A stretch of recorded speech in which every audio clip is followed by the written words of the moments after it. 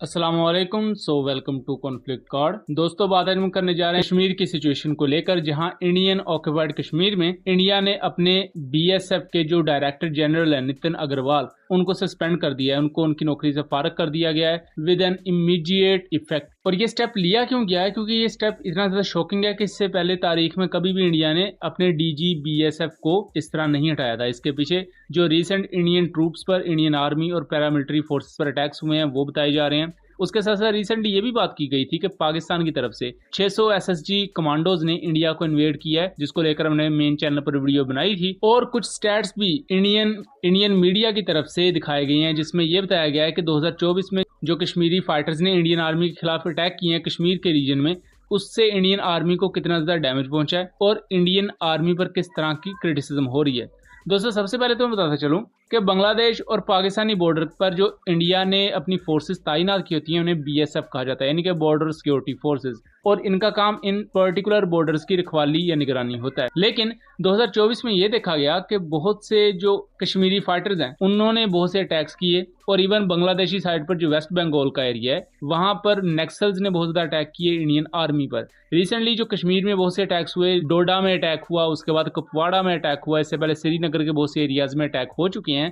اور 2024 میں ابھی تک انڈیا یہ کلیم کرتا ہے کہ ان کے 22 سے زیادہ سولجرز انکلوڈنگ ان کے آفیسرز وہ اپنی جان گوا بیٹھے ان اٹیکس کے. لیکن ان ریالٹی ان کی تعداد اس سے زیادہ ہے. میں یہاں بتاتا چلوں کہ جو جنرل ڈائریکٹر ہیں border security forces of India کے، ان کا نام نتن اگروال ہے، اور ان کا تعلق 1989 کے بیچ آف کیرالا سے ہے. اور اس کے علاوہ جو ان کے اسپیشل ڈیپٹی ہیں ان کو بھی سسپینڈ کر دیا گیا ہے، ان کی نوکری سے فارغ کیا گیا ہے. اور جو ڈیپٹی ہیں ان کا نام ہے مسٹر خورانیہ، اور ان کا تعلق اڑیسہ اسٹیٹ سے ہے. ان کو واپس ان کی ریسپیکٹو اسٹیٹس میں بھیج دیا گیا ہے.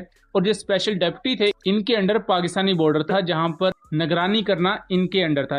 یہاں انڈین میڈیا کی طرف سے یہ بتایا گیا ہے کہ لیک آف کمانڈ دیکھنے میں آیا، نہ صرف Indian director general of B S F کی طرف سے، بلکہ اس کے علاوہ اپنے پسندیدہ اہلکاروں کو سہولیات پرووائڈ کی گئیں، اور اپنے ہی ادارے میں ڈسکریمنیشن ٹائپ اس طرح کی چیزیں بھی نوٹ کی گئیں. اس کے ساتھ ساتھ جو اٹیکس ہوئے انڈین آرمی پر اس کے خلاف کوئی بہتر اسٹریٹجی نہیں بنائی گئی بی ایس ایف کی طرف سے. اور ریسنٹلی جیسا کہ انڈیا یہ کلیم کر رہا ہے کہ 600 کے قریب پاکستانی اسپیشل فورسز کے کمانڈوز نے انڈیا میں انویڈ کیا، تو اس کا الزام بھی D G B S F پر ہی تھوپا گیا ہے. حالانکہ جو یہ پاکستانی کمانڈوز کو لے کر خبر ہے، یہ انڈین میڈیا اور ex Indian D G police جو ہیں انہوں نے یہ بات کہی ہے، جس میں کوئی سچائی ہے، سچ نہیں ہے. اور اس وقت انڈین میڈیا میں جو کشمیر کا ریجن ہے اسے ایز اے سیکورٹی اسٹیٹ کے طور پر دکھایا جا رہا ہے کہ وہاں کوئی بہت ابتر صورتحال ہے، اور ایک حد تک ہے بھی. لیکن یہاں مختلف ایسی چیزیں ہیں جن کا الزام پاکستان پر لگایا جا رہا ہے، جبکہ وہ سچ نہیں ہے، جیسا کہ یہ ایس ایس جی کمانڈوز والا معاملہ ہے. لیکن اس کا الزام بھی اب موجودہ جو D G border security forces تھے ان پر لگایا گیا، اور انہیں واپس ان کے رسپیکٹو ایریاز میں بھیج دیا گیا اور نوکری سے سسپینڈ کیا گیا ہے. اس کو لے کر بی ایس ایف کے اندر بھی اب دراریں پڑنا شروع ہو گئی ہیں. بی ایس ایف کے بہت سے officer us per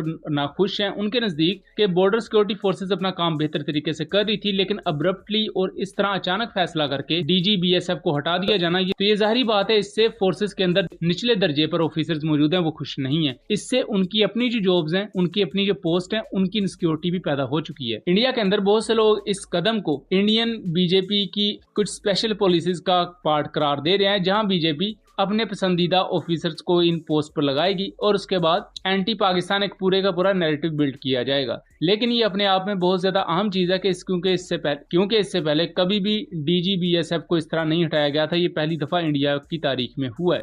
I hope کہ چیزیں کلیئر رہی ہوں گی. ویڈیو پسند آئی ہو تو اسے زیادہ سے زیادہ شیئر کیجیے گا تاکہ اس طرح کی مزید انفارمیٹو ویڈیوز ہم آپ کے لیے لے کر آ سکے. چینل کو سبسکرائب کیجیے گا. ملیں گے اگلی ویڈیو میں، تب تک کے لیے اللہ حافظ.